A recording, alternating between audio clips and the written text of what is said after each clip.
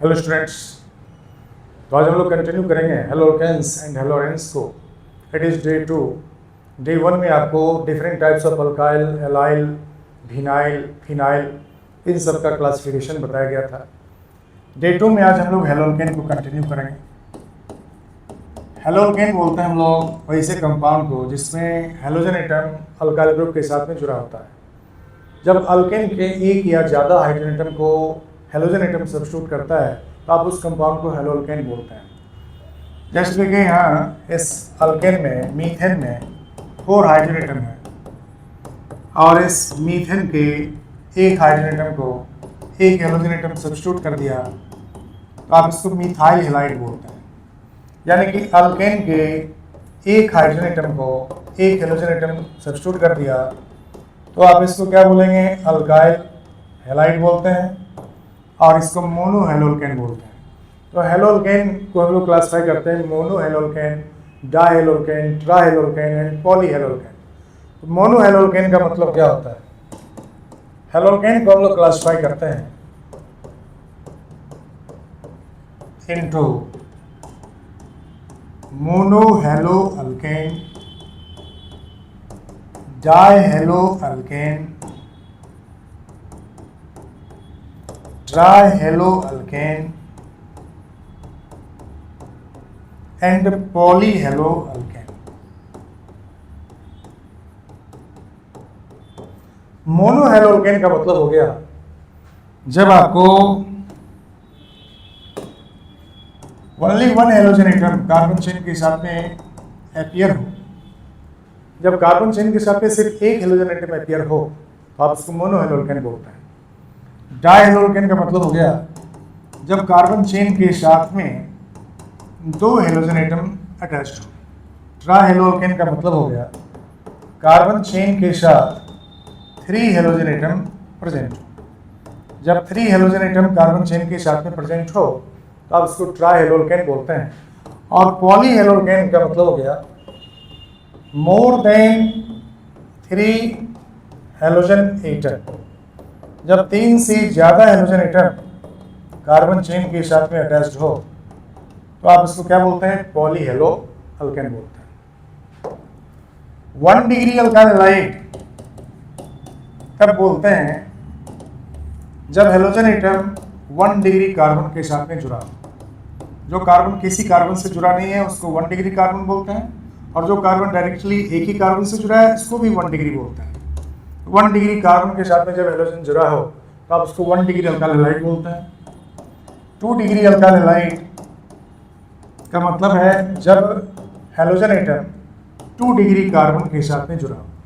जो carbon directly 2 carbon से attached है उसको 2 डिग्री कार्बन बोलते हैं और 2 डिग्री कार्बन पर जब हेलोजन एटम प्रेजेंट हो आप उसको 2 डिग्री अल्काइल हैलाइड बोलते हैं। 3 डिग्री अल्काइल हैलाइड उसको बोलते हैं जब हेलोजन एटम 3 डिग्री कार्बन के साथ में अटैच्ड हो। ये कार्बन 3 कार्बन से डायरेक्टली अटैच्ड है इसलिए इसको 3 डिग्री कार्बन बोलते हैं और 3 डिग्री कार्बन पर हेलोजन एटम प्रेजेंट है तो आप इसको 3 डिग्री अल्काइल हैलाइड बोलते हैं। विनाइल हैलाइड, विनाइल हैलाइड में हेलोजन एटम sp2 कार्बन जो डबल बॉन्ड वाले कार्बन है उसके साथ जुड़े होते हैं। जब डबल बॉन्ड वाले कार्बन के साथ में हेलोजन एटम जुड़े होंगे अब इसको क्या बोलते हैं? Vinyl halide. ये sp2 कार्बन है और sp2 कार्बन के साथ में जब हेलोजन एटम अटैच्ड होगा, halogen attached to carbon carbon double bond मतलब sp2 कार्बन, अब इसको कह सकते हैं sp2 कार्बन एटम। ठीक है, ये दोनों कार्बन एटम जो डबल बॉन्ड बना रहा है ये sp2 कार्बन है। sp2 कार्बन के साथ में जब हेलोजन एटम अटैच्ड होगा अब उसको क्या बोलते हैं? Vinyl halide. इसी तरह से एलाइल हैलाइड, एलाइल हैलाइड बोलते हैं जब हेलोजन एटम डबल बॉन्ड के बाद वाला कार्बन पर जुड़ा होता है। ये डबल बॉन्ड वाले कार्बन है, उसके बाद वाले कार्बन को अलाइलिक कार्बन बोलते हैं। अलाइलिक कार्बन के साथ में हेलोजन एटम अटैच्ड होगा तो हम लोग इसको क्या बोलते हैं? Allyl halide. मतलब विनाइल के साथ में जो कार्बन जुड़ा है उस कार्बन को अलाइल बोलते हैं और इस अलाइलिक कार्बन के साथ जब हेलोजन एटम जुड़ा होगा तो हम लोग इसको क्या बोलते हैं? Allyl halide. इसी तरह से फिनाइल हैलाइड और बेंजाइल हैलाइड। फिनाइल हैलाइड का मतलब होता है बेंजीन रिंग के साथ एरोमेटिक कार्बन चेन के साथ में हेलोजन का जुड़ाव। तो ये कार्बन फिनाइलिक कार्बन कहलाता है और फिनाइलिक कार्बन के साथ में हेलोजन एटम अटैच्ड है। बेंजीन रिंग से एक हाइड्रोजन को जब हटा देते हैं, जब एक हाइड्रोजन को यहाँ से हटा दिया गया तो इस ग्रुप को हम लोग क्या बोलते हैं? फिनाइल ग्रुप बोलते हैं। बेंजीन में प्रत्येक कार्बन पर एक हाइड्रोजन होता है। जब कार्बन से वन हाइड्रोजन एटम को हटा देंगे तो जो ग्रुप प्रोड्यूस होता है उसको फिनाइल ग्रुप कहते हैं, और फिनाइल के साथ में जब हेलोजन जुड़ा होगा उसको हम लोग क्या बोलते हैं? फिनाइल हैलाइड बोलते हैं। इसे हम लोग हेलो बेंजीन भी कहते हैं। Phenyl halide is halo benzene. इसके बाद हम लोग नेक्स्ट नोमेनक्लेचर में आएंगे। Nomenclature of halo alkanes. Halo alkanes का नोमेनक्लेचर हम लोग कैसे करते हैं? नोमेनक्लेचर करने के लिए आप दो सिस्टम में जाते हैं। एक सिस्टम है कॉमन नेम। कॉमन नेम का मतलब हो गया पुराना जो मेथड था नेमिंग करने का, हम लोग उस नेम को क्या बोलते हैं? Common name. और नई जो मॉडर्न जो मेथड है आईयूपीएसी नोमेनक्लेचर, आईयूपीएसी रूल के अकॉर्डिंग जब नेमिंग करते हैं सिस्टमेटिक नेम तो उसको बोलते हैं हम लोग आईयूपीएसी।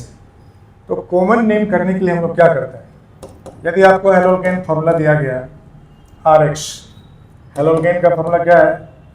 हेलोल्केन का फॉर्मूला RX, जिसमें R क्या है? एक अल्काइल ग्रुप है और X क्या है? हेलोजन है। तो अल्काइल ग्रुप के लिए हम लोग अल्काइल ही लिखते हैं। पहले आइडेंटिफाई करते हैं कौन सा अल्काइल है, उसका नेम लिख लेते हैं, और X को हम लोग हैलाइड बोलते हैं। हैलाइड। तो X यहाँ पर जब फ्लोरीन होगा तो इसको हम लोग फ्लोराइड बोलेंगे। X जब क्लोरीन होगा तो इसे क्लोराइड बोलेंगे। X जब ब्रोमीन होगा तो इसे ब्रोमाइड बोलेंगे, और X जब आयोडीन होगा तो इसे आयोडाइड बोलते हैं। तो फ्लोरीन, क्लोरीन, ब्रोमीन और आयोडीन जब अटैच्ड होते हैं कार्बन चेन में, फ्लोरीन अटैच्ड होता है तो कॉमन नेम में उसको फ्लोराइड बोलते हैं, अल्काइल फ्लोराइड। क्लोरीन अटैच्ड रहता है अल्काइल से तो अल्काइल क्लोराइड, ब्रोमीन अटैच्ड रहता है तो अल्काइल ब्रोमाइड, और आयोडीन अटैच्ड रहता है तो क्या बोलते हैं? Alkyl iodide. अब देखिए कॉमन नेम में आपको कुछ कंपाउंड्स हम यहाँ दे रहे हैं, जैसे CH3 के साथ में F जुड़ा है, और यहाँ CH3CH2 के साथ में Cl जुड़ा है। यहाँ CH3CH2 के साथ में Br जुड़ा है, और यहाँ CH3CH और CH3 में यहाँ 2 डिग्री कार्बन पर Br जुड़ा है, और यहाँ 1 डिग्री कार्बन पर Br जुड़ा है। यदि हम इसका कॉमन नेम करेंगे तो कॉमन नेम करने के लिए हमें अल्काइल को आइडेंटिफाई करना होगा। तो इस अल्काइल को मिथाइल बोलते हैं। एक कार्बन के अल्काइल को क्या बोलते हैं? मिथाइल बोलते हैं। और F को क्या बोलते हैं? फ्लोराइड बोलते हैं। तो इसका कॉमन नेम क्या हो गया? Methyl fluoride. इसका कॉमन नेम क्या हो गया? That is ethyl. दो कार्बन के अल्काइल को क्या बोलते हैं? इथाइल। और Cl के लिए क्या लिखते हैं? क्लोराइड। 3 कार्बन के अल्काइल को जब प्राइमरी कार्बन पर हेलोजन जुड़ा हो तो इसको N प्रोपाइल बोलते हैं। जब प्राइमरी कार्बन पर हेलोजन जुड़ा हो और 3 कार्बन हो चेन में, अब इसको प्रोपाइल बोलते हैं। प्राइमरी कार्बन पे जब हेलोजन जुड़ा हो तो इसे नॉर्मल प्रोपाइल बोलते हैं, N प्रोपाइल। और Br के लिए क्या लिखते हैं? ब्रोमाइड। उस तरह से अब सेकेंडरी कार्बन पर हेलोजन जुड़ा है, सेकेंडरी कार्बन पे ब्रोमीन जुड़ा है, और 3 कार्बन का ये चेन है, तो ये तो 3 कार्बन का चेन है तो प्रोपाइल ही कहलाएगा। लेकिन सेकेंडरी कार्बन पे ब्रोमीन जुड़ा है यहाँ, अब इसका नेम शेक प्रोपाइल बोलते हैं, और Br के लिए क्या लिखते हैं? ब्रोमाइड। शेक प्रोपाइल ब्रोमाइड को हम लोग आइसोप्रोपाइल ब्रोमाइड भी कह सकते हैं। सेकेंडरी कार्बन पे जब ब्रोमीन जुड़ा होगा प्रोपेन में तो आप इसको सेकेंडरी प्रोपाइल ब्रोमाइड या इसी को आइसोप्रोपाइल ब्रोमाइड भी बोलते हैं। इसके बाद देखिए आपको ब्यूटाइल का आपको बताया था टोटल 4 टाइप होता है। इसे N ब्यूटाइल बोलते हैं। और दूसरा ब्यूटाइल बताया था जब सेकेंडरी कार्बन एटम चेन का सेकेंड कार्बन एटम के साथ में जब आपको हेलोजन जुड़ जाएगा तो सेकेंडरी अल्काइल हो गया, इसको सेकेंडरी ब्यूटाइल बोलते हैं। ये सेकेंडरी ब्यूटाइल है। और जब टर्सरी कार्बन क्रिएट करते हैं 3 डिग्री कार्बन, और इस 3 डिग्री कार्बन पर कोई हेलोजन एटम जुड़ जाएगा या कोई भी ग्रुप जुड़ेगा, तो इस 3 डिग्री अल्काइल को हम लोग क्या बोलते हैं, क्योंकि 4 कार्बन है, 4 कार्बन है तो हम लोग इसको क्या बोलेंगे, ब्यूटाइल। लेकिन ये 3 डिग्री कार्बन पे कुछ भी जुड़ेगा, इसको क्या नेम देते हैं, टर्सरी ब्यूटाइल। और जब आपको इस टर्सरी ब्यूटाइल के केसेस में 3 डिग्री कार्बन तो रहेगा, लेकिन इसके साथ में हाइड्रोजन एटम प्रेजेंट रहेंगे, और प्राइमरी कार्बन के साथ में कुछ भी जुड़ जाए, जैसे हेलोजन यहाँ प्राइमरी कार्बन पे जुड़ गया और यहाँ टर्सरी कार्बन पे जुड़ गया, यहाँ सेकेंडरी कार्बन पे जुड़ गया और यहाँ प्राइमरी कार्बन पे जुड़ गया, तो ये एन ब्यूटाइल है। तो एन ब्यूटाइल के साथ में हेलोजन जुड़ गया, हम लोग एन ब्यूटाइल हेलाइड बोलते हैं इसको। यहाँ सेकेंडरी ब्यूटाइल के साथ में हेलोजन जुड़ गया तो सेकेंडरी ब्यूटाइल हेलाइड बोलते हैं, और यहाँ टर्सरी ब्यूटाइल के साथ में हेलोजन जुड़ गया तो इसको टर्सरी ब्यूटाइल हेलाइड बोलते हैं। और जब इसको आइसो ब्यूटाइल बोलेंगे, क्योंकि टर्सरी कार्बन पे हाइड्रोजन एटम जुड़ा है, इस पर हेलोजन एटम जुड़ा हुआ नहीं है, और इसमें आइसोलाइक स्ट्रक्चर है, क्योंकि जो सेकंड लास्ट कार्बन एटम होता है, ये लास्ट है, ये सेकंड लास्ट है, उस पर एक मिथाइल ब्रांच मिले तो इसको हम लोग आइसोलाइक स्ट्रक्चर बोलते हैं, और इसे हम लोग आइसो ब्यूटाइल नेम देते हैं। तो आइसो ब्यूटाइल के साथ हेलोजन जुड़ा होगा, हम लोग क्या बोलेंगे, इसको आइसो ब्यूटाइल हेलाइड बोलते हैं। तो ये ब्यूटाइल का 4 टाइप है, फिर से देख लीजिए। नॉर्मल ब्यूटाइल में कहीं ब्रांचिंग नहीं होगा, प्राइमरी कार्बन पर हेलोजन जुड़े होंगे, तो आप इसको एन ब्यूटाइल हेलाइड बोलते हैं। जब नॉर्मल चेन होगा, कहीं ब्रांचिंग नहीं होगा, but halogen atom secondary carbon पर जुड़े होंगे, 2 डिग्री कार्बन पर जुड़े होंगे, तो इसको सेकेंडरी ब्यूटाइल हेलाइड बोलते हैं। जब हेलोजन एटम, यहाँ देखिए मिथाइल ब्रांच है, एक 3 डिग्री कार्बन है, ये 3 डिग्री कार्बन है क्योंकि इससे 3 कार्बन जुड़ा हुआ है, और इस पर हेलोजन एटम जुड़ा है 3 डिग्री कार्बन पर, जिसको टर ब्यूटाइल हेलाइड बोलते हैं। और 3 डिग्री कार्बन पर हेलोजन जुड़ा हुआ नहीं है, 3 डिग्री कार्बन पे हाइड्रोजन प्रेजेंट है, और चेन के लास्ट में जो कार्बन एटम है उस पर हेलोजन जुड़ा है, द प्राइमरी कार्बन।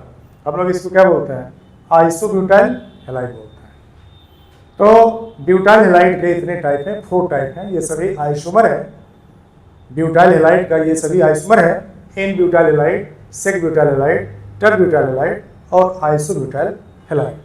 तो इतने तरीके से हम लोग कॉमन नेमिंग करते हैं। कॉमन नेम करने के लिए हम लोग पहले अल्काइल को आइडेंटिफाई करते हैं, और अल्काइल को आइडेंटिफाई करके first write the name of alkyl group and then write halide. यदि हेलोजन में फ्लोरीन जुड़ा है तो आप उसके लिए फ्लोराइड लिखते हैं, क्लोरीन जुड़ा है तो क्लोराइड लिखते हैं, ब्रोमीन जुड़ा है तो ब्रोमाइड लिखते हैं, आयोडीन जुड़ा है तो आयोडाइड लिखते हैं।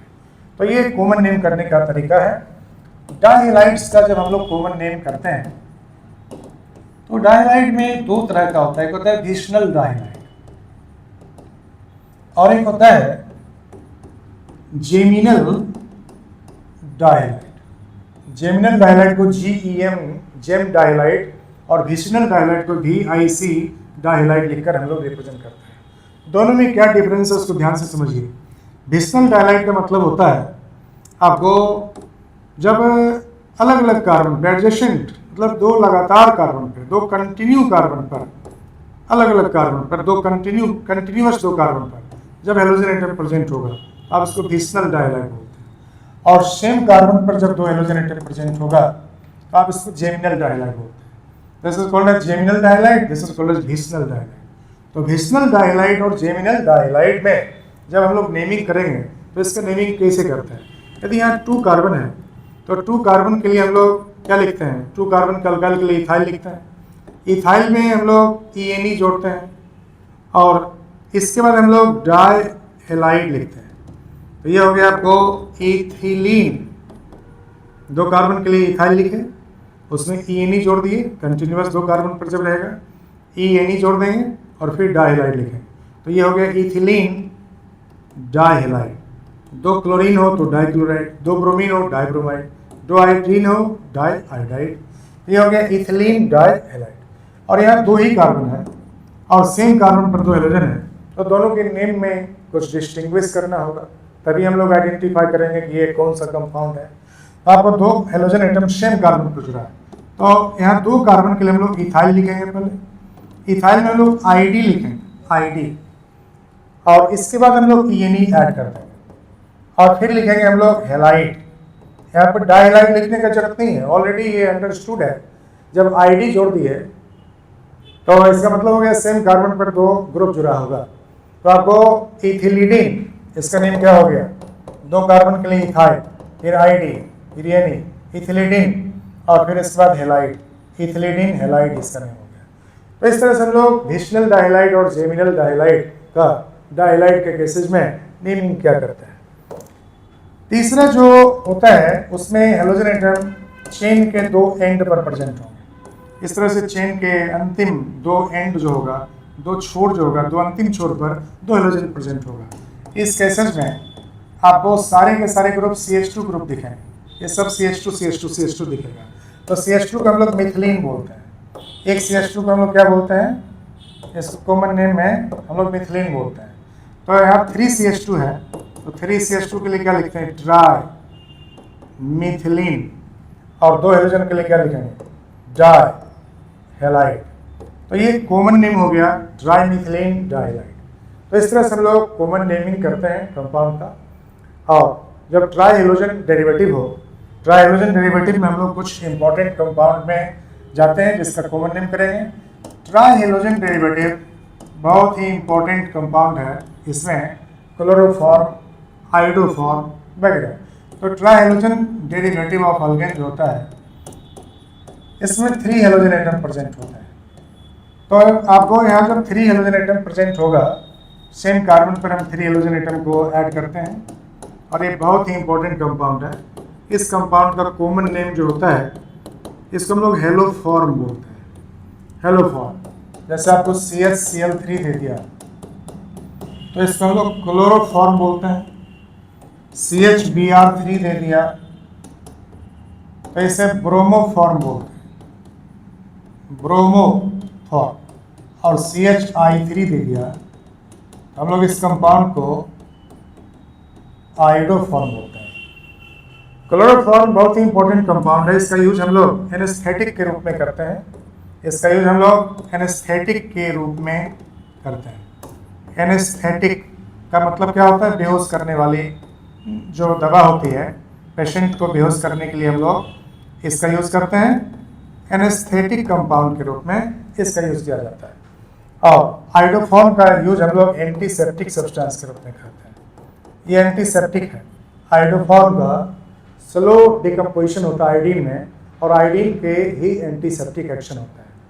आयोडोफॉर्म स्लोली लिविंग टिश्यू के कंटेक्ट में डिकम्पोज करते रहते हैं, और ये आयोडीन जो प्रोड्यूस करता है उस आयोडीन के कारण एंटीसेप्टिक प्रॉपर्टी इनका होता है।